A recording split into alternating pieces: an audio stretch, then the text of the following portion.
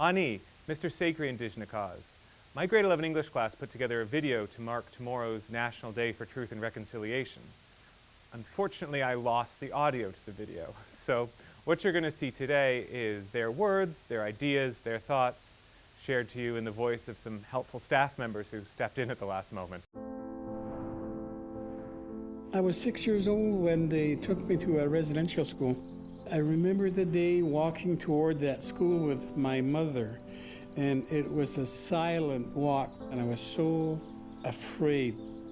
20 or 30 little kids herded into the showers, and then your body being painted in white liquid of some kind, your hair cropped and then doused in kerosene. And that was pretty traumatizing.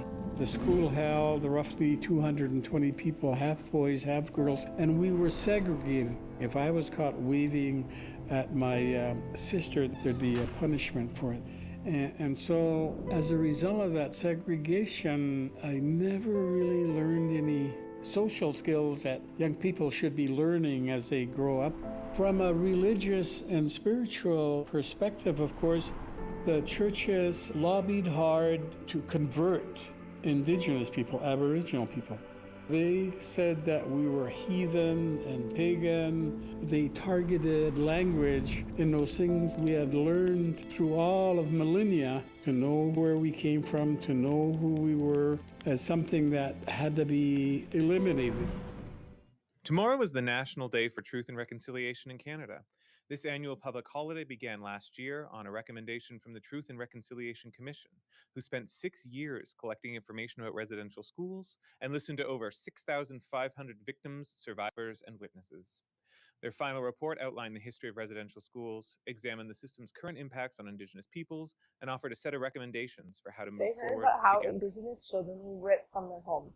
Some were even taken off the streets without their parents knowing. They were sent to residential schools, which carried out cultural genocide by stripping Indigenous children of their identities. They had their hair cut so it was more appropriate. They were punished if they spoke their native language, and they were forbidden from participating in the cultural and spiritual practices of their Indigenous nations. This work was also carried out through the child welfare system, adoption agencies, and similar After hearing these institutions. stories, the Truth and Reconciliation Commission recommended 94 ways to move forward. One of these calls to action was to create an annual holiday to honor survivors, their families, and communities, and to ensure public memory of the history and legacy of residential schools. The Commission found that one of the most significant harms to come out of residential schools was the attack on Indigenous memory. The National Day for Truth and Reconciliation is an opportunity for us to all share and strengthen the memory of what happened. It's not just another holiday. It's a time to reflect and acknowledge how Canada's relationship with Indigenous peoples has been devastating and deadly. It's also a day to celebrate the resilience of Indigenous people and a chance to think about how things can continue to improve.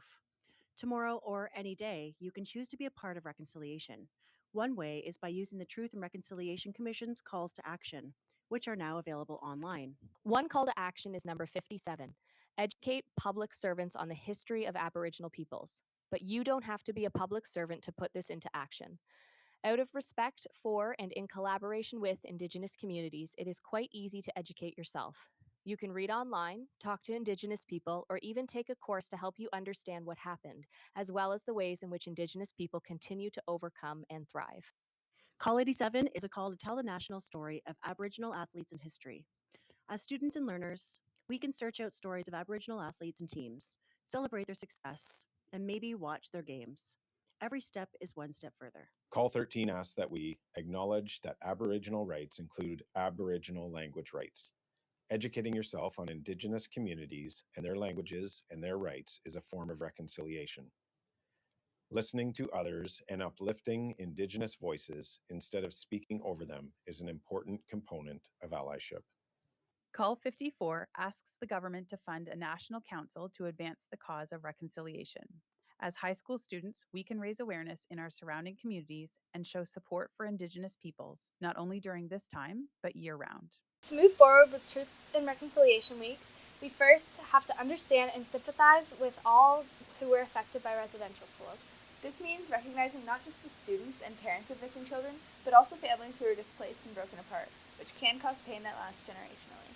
Moving forward, we can teach our younger generations about the results of these tragedies and ourselves acknowledge what truly happened to Indigenous people for so many years. The most important thing we need to do is learn from our past mistakes and listen to the voices of Indigenous peoples. We can support local Indigenous businesses, volunteer at local charities supporting Indigenous peoples. We can learn from them and their stories. Wear an orange shirt and recognize what happened.